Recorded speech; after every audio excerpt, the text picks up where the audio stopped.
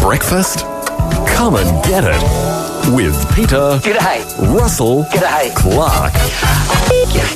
Yes, good morning once again to Australia's favourite celebrity chef, Peter Russell-Clarke. How are you, sir? I'm particularly well, thank you, for a young chap. And yourselves? Doing all right. What's put this spring in your step today, Peter? Well, I was thinking about cherries. You know, cherries are in the shops at the moment, and it's a once-a-year time, and so I thought we should talk about them.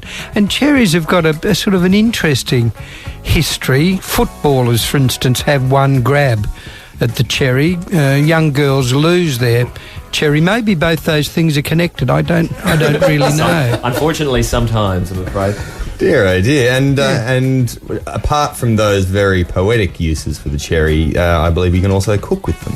Most certainly, and I thought what we could do is talk about eating them as a dessert, and also cooking them to serve with a piece of fish. But with the dessert first, very, very simple. All you do is pull the stalk out of the cherry and then roll them in some very warm sugar. If you get brown sugar, you know, raw sugar, and you heat that with a little butter, it caramelises, it successfully melts.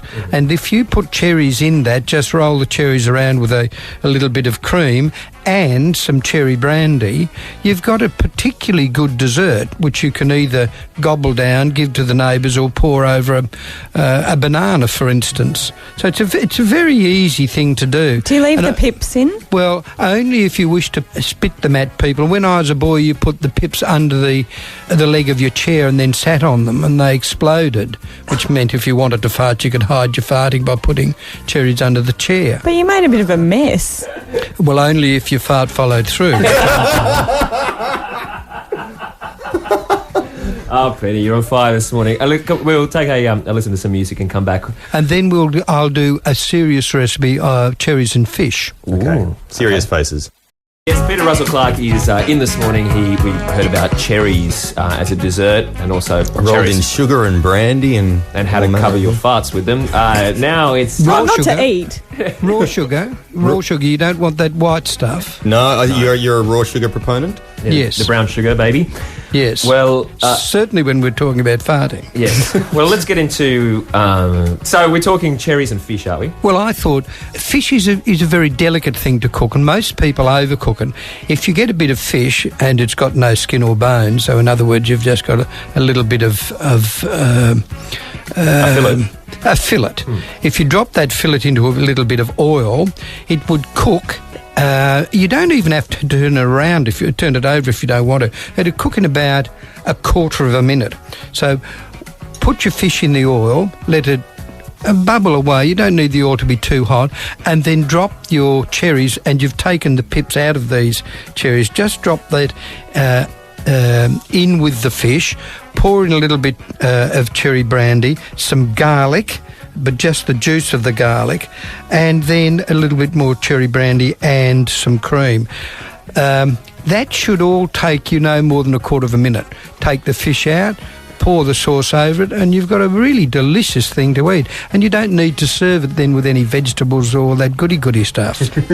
What's your take on veggies? Did you always think that kids should be eating more of them? Yes, I do. The thing that I think is unfortunate with vegetables is because of our English tradition, we tend to pour them onto the plate. So if you've got a bit of steak, then you have all these bloody, like the botanic gardens around the steak, and you can't find the steak. I think what you should do is to serve the steak separately, just by itself, maybe with some sliced tomato or something, and then have the vegetables as a separate course. Now, the Americans aren't the cleverest people in the world, but one clever thing they do is they serve the salad before the main course. And the reason that's a good idea is because salads are made up mainly of water, so you fill yourself up with green water. Then when the main course comes, you're not as hungry as you would have been, and so you don't over bloat and become enormously fat. But then how does that explain Americans having such an obesity crisis? I think that's because, going back to the farting, they don't fart. If you don't fart, then you blow up like a balloon, and that's what they do. And this is why, obviously, Australia is getting close to pipping America at the post over the last week. We're actually that's right. 1 in 4 people obese in Australia. That's right. Well, I think if you learn to though it's difficult for women this, but if you tuck your pants into your socks, then you can actually fart. It tends then to save on cab fares because you float down the street. Peter Russell-Clarke, thank you so much, sir. Solving so many of the world's problems in one easy And just segment. watch your cherries. Robbie, Marie. Can the doctor? Triple J.